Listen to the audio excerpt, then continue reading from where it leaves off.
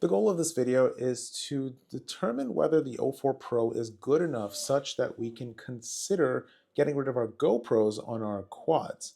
Also, I think the O4 Pro and the O4 Lite are a little bit deceiving. I think their use cases might be a little different than what we all might expect. Now, I am going to be comparing these cameras against a blasphemous array of cameras, one of which is going to be the Meta glasses.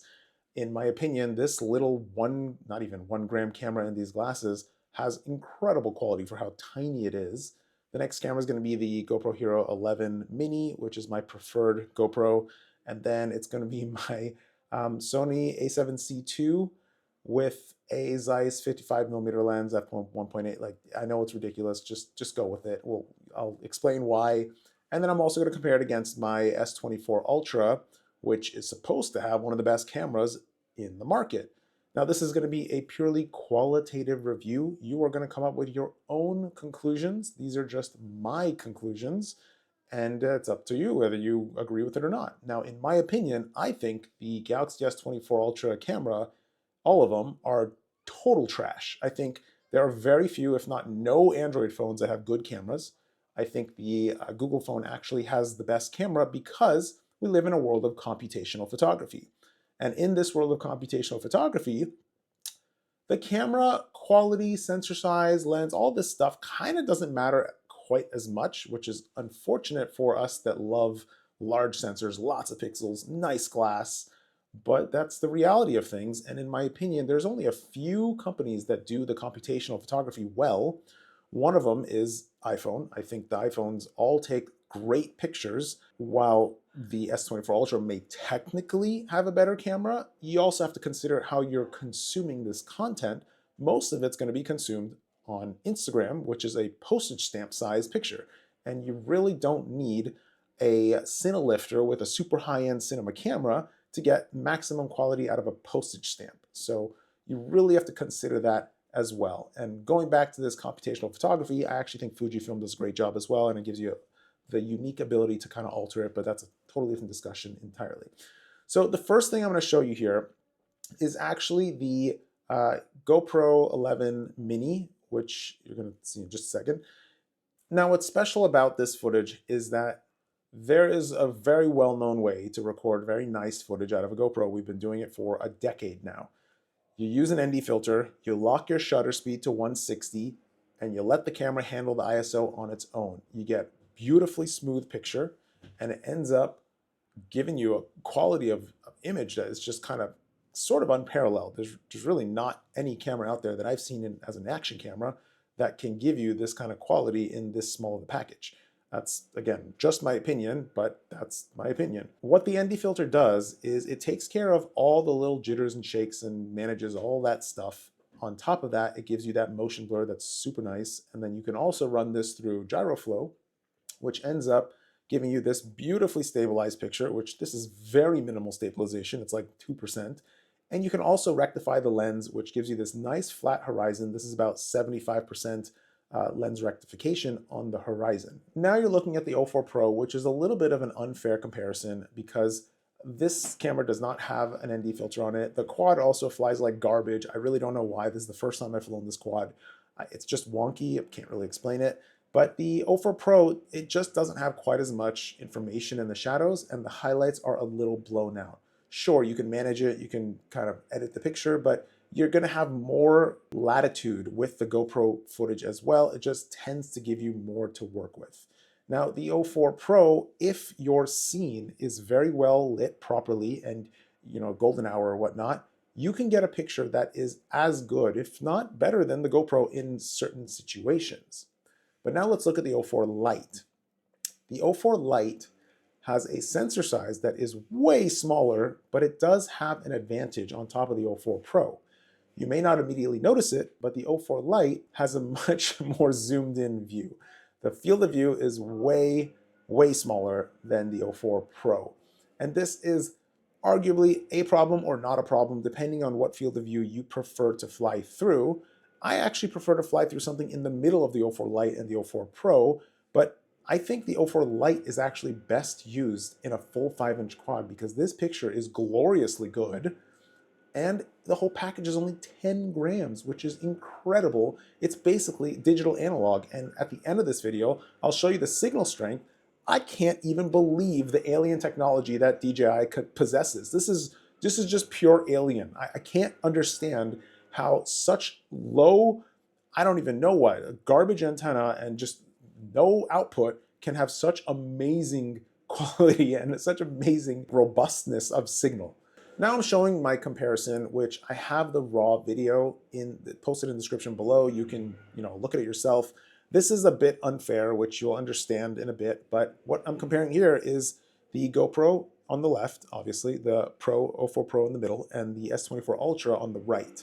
This is purely subjective. It's totally your preference, but I think the GoPro looks best. And then the 04 Pro and the 04 and the S24 Ultra are very, very comparable. Now I have set up this scene to kind of display dynamic range as well as lights and darks, low light, high light, kind of everything. And it is generally a low light scene-ish, but I have, a couple of things that I do. I, turn on flashlights so you can see the quality and whatnot.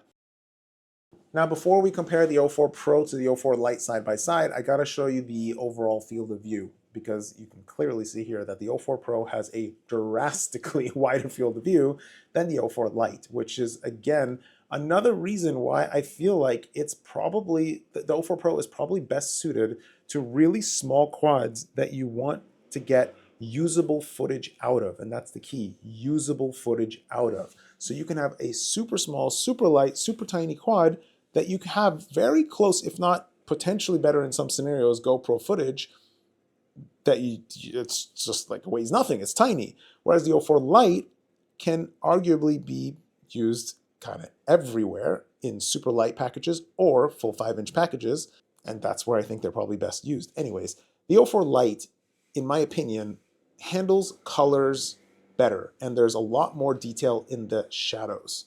And you'll see that on the side-by-side comparison as well. As I explained earlier, the 04 Lite has a bit of an advantage in the sense that it has a much more zoomed in lens. It has a crappier lens and it has a minuscule sensor, but it may not be, it may end up being better than the 04 Pro's sensor and lens combination, which is also kind of something that I tried to kind of explain at the beginning. Just because you have the best of the best doesn't mean you're gonna get the best picture quality overall. Now, the Meta glasses on the left here, just amazing how well it can keep up with these two cameras and kind of everything in general. This thing weighs nothing. It is so minuscule and tiny. Now you're looking at a very unfair comparison. So you have the Sony a7C II here, but something you might realize is that it doesn't look a whole lot better than the GoPro or the 04 Pro. And again, as I was explaining, yes, you're gonna get a better overall quality picture out of this high-end setup. However, you gotta work with it and you gotta use it in a theater screen to really see that quality. If you're using it on Instagram, the GoPro is fine, and you probably won't even be able to tell the difference between the DJI 04 Pro and the GoPro. On top of that, with a little bit of color adjustment on the 04 Pro, you could probably make it look pretty similar to the GoPro, although if you have very high highs and very low lows, the GoPro is going to give you more latitude to pull those high highs and low lows up and down and give you a more, I guess, HDR image. If that's what you're after, that's kind of what I like. So that's what I'm after. But again, this is qualitative and fully subjective. All the video is in the description below. It's one big file. You can skim through it yourself. Now what I want to show you guys is the insane range on this 04 Lite. I can't begin to understand how they are able to do what they do. This thing has a whip antenna. It doesn't have even a real antenna. This is the antennas that we were using 10 years ago, and our quality was garbage. The output on this, I don't know what the max output is, but I have it set to, I think, 200, and I don't even know if it changes because this is pre-release firmware. I got 5 houses away with this quad essentially on the floor, and I had perfect picture. It's just beyond my understanding. If you come from the past where we struggled with 800 milliwatt transmitters and still couldn't see through a leaf, this is pure alien technology. So again, one more time, I think that The best use case for the O4 Lite is actually in regular quads, not in the tiniest of quads. Although, of course, you can use these things anywhere you like. But I would just say, consider that the O4 Lite is amazing. O4 Pro is also amazing, but the O4 Lite is way amazing. Just beyond comprehension amazing how tiny it is, 9-gram package. Okay, so lastly, I have something to explain which is very hard to put into words, but I'm going to try. 10 years ago, we all wanted to fly through a GoPro. We thought that that picture was beautiful and it would be the best thing to fly through. Now, we essentially are flying through a GoPro, and in my opinion, it's not quite as good as it could be. Now, what I do with the O4 Pro is that I actually blow the screen up in the goggles to 100%, and I really only use the center of the goggles to fly because it's just too wide. But fortunately, the camera has so much resolution that it looks as good as any other FPV camera could possibly look. It's beyond amazing. You get peripheral vision in the goggles.